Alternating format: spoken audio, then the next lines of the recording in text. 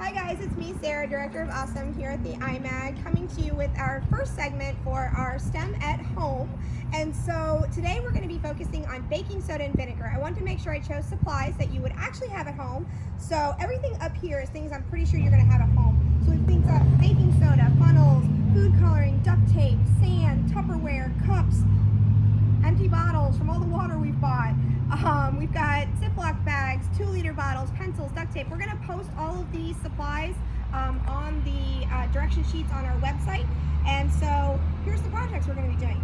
So first of all, baking soda and vinegar, when you do this reaction, it's actually an acid-base reaction. And so baking soda is your base and the vinegar is your acid. And when you mix them together, you get a chemical reaction. You actually produce carbon dioxide gas. So the cool thing about doing these experiments is you're also going to be working with solids, liquids, and gases. So our solid's going to be baking soda, the liquid is the vinegar, and the gas we're making is going to be carbon dioxide.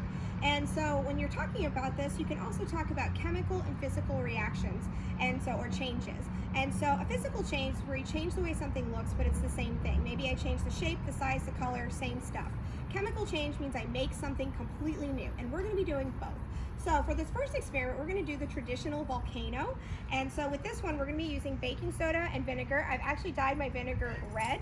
And so that's going to be a physical change. When you dye the vinegar red, it's still vinegar, it's just red. The chemical reaction is going to be the mixing of the baking soda and the vinegar. I just put some sand inside of some Tupperware and built it up. And so you can do that if you want. You can just do it in a cup if you want. It's up to you. We're going to go ahead and put our baking soda in there. You're going to take your vinegar. You're going to pour, and you're going to get that really awesome fizzing, foaming reaction. You can get it messy or you can keep it going. The Tupperware is actually containing it, so for moms at home that don't want to mess, that's going to help you out. So we're going to scoot that to the side. We're going to keep working with our baking soda and our vinegar, but we're going to change it up. So this time I dyed it green. That's still a physical change. It's still our vinegar. I put my baking soda inside of a balloon. You can use a funnel. That usually helps when you're doing that. And what we're going to do differently this time is I'm going to actually stretch this over the top, and I'm actually going to start to use my safety glasses at this point just in case the balloon decides to pop. So again, we're working with solid, liquid, and gas. We've got our liquid, we've got our solid in here. We're going to make carbon dioxide gas, but this time we're actually going to go ahead and trap it inside the balloon. So what's going to happen is our balloon's actually going to expand and get bigger. So you want to just stand your balloon straight up like this. And then what's going to happen is you're going to see it start to expand, and it's filling up with carbon dioxide gas right now. Now the neat thing is you want to actually put your hand on the bottle, first of all, so it doesn't fall over. Second of all, because you should actually feel a temperature change happening inside the bottle. This reaction is what we call endothermic. It's actually getting cold as the reaction happens, and you can feel that when you're actually touching the bottle. You're going to notice the balloon falls to the side. That's because it's filled with carbon dioxide gas, which is actually heavier than all of the air around it. So I'm going to go ahead and release this. Maybe. Woo. Scoot that to the side. We're going to keep going. So you may have noticed I am outside. First 2 experiments, you can do those inside. Second 2 experiments, you might want to do them outside. We get a little bit messier at this point. So this is going to take a little bit of coordination on your part. I've got a Ziploc bag here, and it's got my baking soda inside. I put 1 tablespoon. I have my vinegar inside this cup. What you can actually do here is just pour that into your bag, and I can't even do it fast enough. And so with these, you're going to get your exploding carbon dioxide sandwiches or bags, whatever you want to call them. So with these, the bags are going to expand. They're going to get bigger, filled with that carbon dioxide. Some of them may actually pop, make a mess. It's fun to play with outside. You can toss them on the ground, let them explode. You can make a little packet with paper towel, put your baking soda in that, so that way it kind of has a delayed release. And so that's a lot of fun. Definitely probably an outdoor activity. So we're going to set that there. And so the last one I'm going to show you, this is going to be our baking soda and vinegar rocket. So with this one, you're going to need a 2-liter bottle. I use duct tape and pencils. The reason you want to use the pencils is we have to be able to flip it over and have it stand up.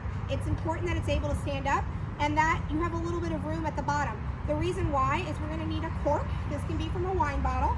And then we're going to make a release mechanism for our baking soda using a paper towel. So what we're going to do with this, we're going to flip this over. Take the cap off. This is 100% an outdoor activity, not for indoors, but it is super fun and you can do this over and over again. So we're going to go ahead and stuff this in here. It's already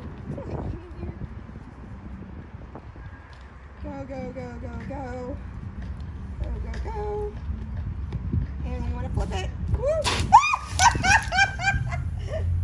I was not fast enough. Now do you see why that's an outdoor activity? We are back for take 2 on our baking soda rocket. You may have noticed things went a little awry last time. That is okay. That happens a lot of times with your science experiments. And so you may have noticed when I was putting my little baking soda packet in, it was actually opening up. The baking soda and vinegar were mixing way faster than I expected. And then when I put the cork in, it was just ready to go. So we're going to try this one more time. And that's fine. You can do this experiment over and over again. That's the best part about it once you build it. So we're going to try this again.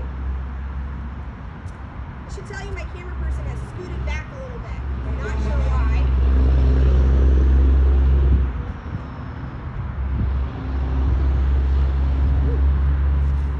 That should be better. Oh, we're super leaky, but we're going to see what happens.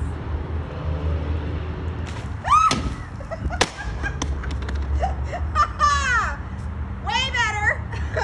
We still didn't go perfectly up, but that's okay. This is an experiment that you can do over and over again. You'll get different results all the time. You can try different amounts of vinegar, different amounts of baking soda. You can change just all kinds of things with it. Try it over again. I'd love to see you guys try this experiment. Share it on social media. Tag us in the video. That would be awesome. Thanks guys for watching.